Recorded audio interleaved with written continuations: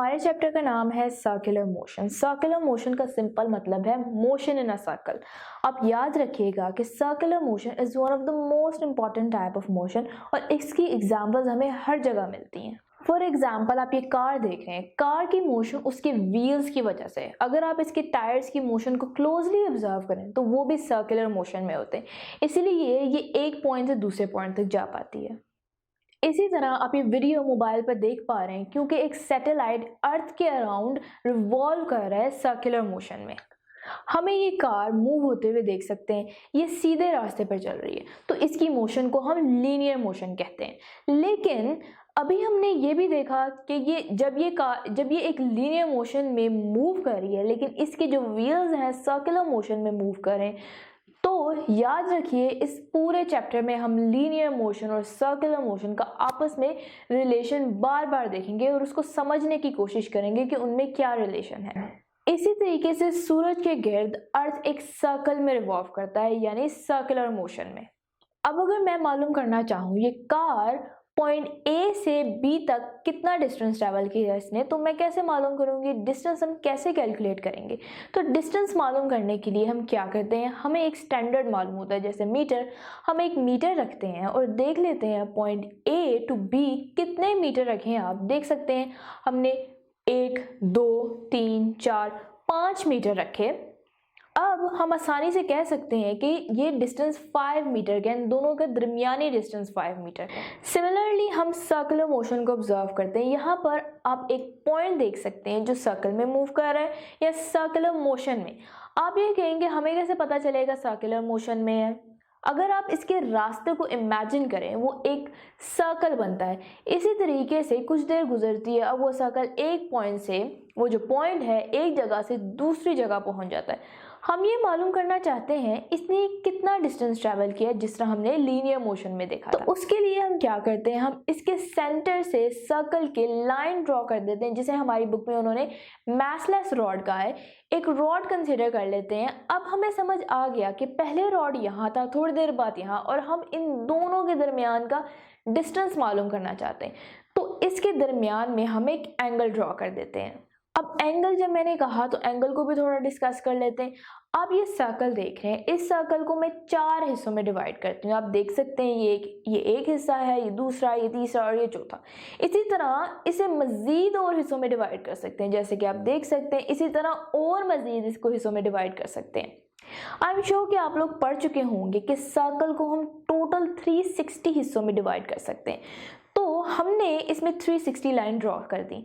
अब अगर वापस मैं वो जो 2 लाइंस थी जिनके दरमियान का डिस्टेंस मुझे लाइंस की फॉर्म में काउंट करना है, तो मैं अब काउंट कर सकती हूँ। अब अंदाजन 30 लाइंस का इन दोनों के दरमियान में डिस्टेंस है। ये बेसिकली लाइंस को जो साइंटिस्ट स्टडी कर रहे थे सर्कल को, तो उन्होंने इन्हें डिग्री का नाम दिया लाइंस के बजाय। तो ये जो डिस्टेंस है 30 डिग्री का है। अब इसे जो हम शो करते हैं थीटा से करते हैं, तो यहाँ हम लिख देते हैं theta is equals to 30 degree. Basically हमने इस तरह काउंट की कितनी लाइंस इसने ट्रैवल की। अब कुछ देर बाद यही पॉइंट आगे चला जाता है और जो एंगल बनाता है उसे हम थीटा 2 कहते हैं। तो अब अगर मैं इन दोनों के दरमियानी डिस्टेंस मालूम करना चाहूँ तो वो कैसे मालूम करूँगी? थीटा 1 मैंने देखा था 30 डिग्री है, थीटा 2 फॉर एग्जाम्पल हम गेस कर रहे हैं 65 डिग्री है। तो दोनों का डिफरेंस लेंगे, उसे डेल्टा थीटा कहेंगे और वो आएगा 65 माइनस 30। तो जो भी एंगल होगा वो हमारा डेल्टा थीटा यानी दोनों पॉइंट के दरमियान का डिस्टेंस होगा और वो फॉर एग्जांपल 35 डिग्री है। तो ये जो डेल्टा थीटा है ये हमें डिस्टेंस का बता रहा है या डिस्प्लेसमेंट का बता रहा है। इसको हम एंगुलर डिस्प्लेसमेंट कहते हैं। बिल्कुल उसी तरह जिस तरह कार की जो मूवमेंट है एक लाइन में, वो हम लीनियर डिस्प्लेसमेंट कहते हैं। इसी तरह ये जो थीटा है बिटवीन 2 पॉइंट्स, इसे हम एंगुलर डिस्प्लेसमेंट कहते हैं। तो बुक में हमारी उन्होंने इस तरह एक डायग्राम दिखाई है जहां पर centre of the circle O से जाहिर किया है और एक पार्टिकल या पॉइंट है जो P से जाहिर की है, और जो P है सर्कल में मूव कर रहा है उसकी डायरेक्शन हम एरो से देख सकते हैं, और जो O और P के दरमियान में डिस्टेंस है वो R है, और उसे बुक में एक मैसलेस रॉड से जाहिर किया हुआ है। जाहिर है अगर कोई चीज़ कनेक्टेड नहीं है तो P मूव नहीं करेगा, इसीलिए उन्होंने इसे मैसलेस रॉड कहा है, और ये 2 डायमेंशनल मूवमेंट है। अगर हम इसे 3D में रोटेट करके देखें तो हम ये देख सकते हैं कि 3 एक्सिस में मोशन इस तरह होगी। अब वापस हम 2D में कंसिडर करते हैं, ये वही चीज़ है जो हम पहले पढ़ चुके हैं, बट बुक के रेफरेंस से भी देख लेते हैं।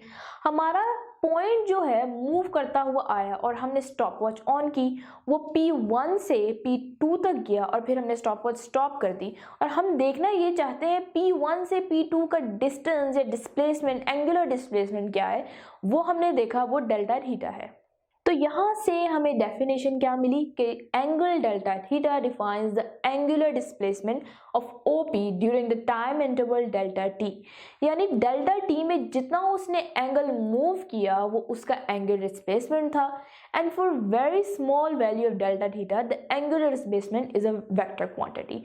ये वेक्टर क्वांटिटी है तो मतलब इसकी कोई डायरेक्शन भी होगी। सर्कुलर मोशन में डायरेक्शन बहुत इजी है कंपेयर टू लीनियर मोशन। अब अगर आप देखें कि ये सर्कल इस तरह पॉइंट कर रहा है, पॉइंट दूसरी पॉसिबिलिटी क्या है, वो ऐसे मूव कर रहा है, तो ये 2 पॉसिबिलिटी हैं पॉइंट P के पास डायरेक्शन की, या तो वो इस डायरेक्शन में मूव करे या तो इस डायरेक्शन में मूव करेगा। तो हम इसको स्टैंडर्डाइज्ड कैसे करते हैं, हम एक क्लॉक कंसिडर करते हैं। अगर आप क्लॉक देख रहे हैं तो क्लॉक इस तरह मूव कर रहा है। अब इन दोनों डायग्राम में से कौन सी क्लॉक की डायरेक्शन में है, ये वाली डायग्राम क्लॉकवाइज है कि ये वाली डायग्राम क्लॉकवाइज है, और जो काउंटर यानी एंटी डायरेक्शन में होगी, उलट डायरेक्शन में होगी, हम उसे कह सकते हैं काउंटर क्लॉकवाइज या एंटी क्लॉकवाइज। कन्वेंशन ये है कि जो क्लॉकवाइज है उसे हम नेगेटिव ले लेते हैं और जो एंटी क्लॉकवाइज है उसे हम पॉजिटिव ले लेते हैं। तो इसकी जो डायरेक्शन है एंगुलर डिस्प्लेसमेंट की, वो हम राइट हैंड रूल से मालूम करते हैं। राइट हैंड रूल में क्या करते हैं, जो हमारी राइट हैंड कि फिंगर्स हैं पार्टिकल P की मोशन में कर्ल करते हैं, और जो हमारा थंब है उसकी डायरेक्शन बताता है। दूसरे केस में हम क्या देखेंगे कि अगर हम हमारे हाथ को अपसाइड डाउन करेंगे तो थंब डाउनवर्ड पॉइंट करता है। तो अगेन डायरेक्शन हमारे पास 2 ही हैं एंगुलर डिस्प्लेसमेंट की, अपवर्ड या डाउनवर्ड, क्लॉकवाइज या एंटी क्लॉकवाइज, और इसके लिए हम राइट हैंड रूल यूज करते हैं। अब एंगुलर डिस्प्लेसमेंट जो है एक फिजिकल क्वांटिटी, तो हम इसके यूनिट्स भी देखते हैं। इसके 3 यूनिट्स होते हैं, degree, revolution and radian. Degree हम ऑलरेडी डिस्कस कर चुके हैं, रेवोल्यूशन देखते हैं। रेवोल्यूशन का मतलब होता है घूमना, रिवॉल्व, एक चक्कर। तो अब अगर हम अपने सर्कल को 4 पार्ट्स में डिवाइड कर दें तो ये एक पार्ट है, ये दूसरा, ये तीसरा और ये 4th। इसकी बात करें तो ये 1/4 है, यानी पूरे का चौथा हिस्सा है। ये हाफ है, ये दोनों को मिल के हाफ हो जाएगा, और ये तीनों कंसिडर करेंगे तो 3/4 यानी 3/4 सर्कल होगा।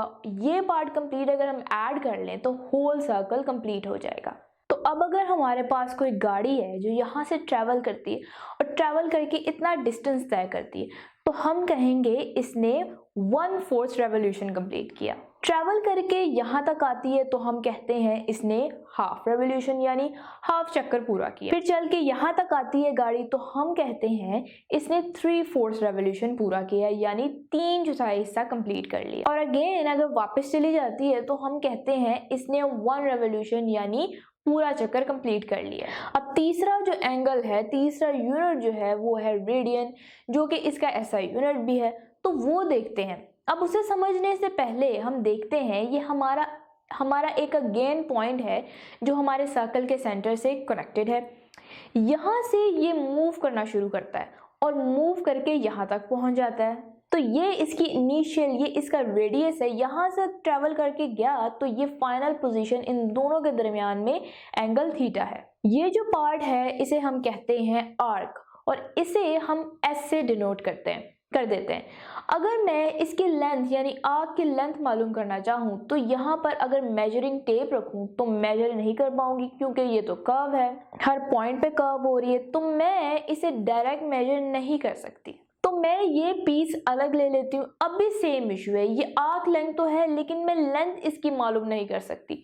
हाँ, अगर मैं समहाउ इसे सीधा कर दूँ तो फिर उसकी लेंथ मेजरिंग टेप से मेजर कर सकती हूँ। तो क्या ही आसान तरीका होता अगर हम इसे मैथमेटिकली भी कैलकुलेट कर लेते। तो हमें दो चीज़ें मालूम है, थीटा जो हम बड़े आराम से मालूम कर सकते हैं, रेडियस जो कि स्ट्रेट लाइन है वो भी आराम से मालूम कर सकते हैं। सो एस जो कि आर्क लेंथ है वो इक्वल होगी S equals to R theta. तो एस जो है आर्क लेंथ है, आर रेडियस यहाँ पे।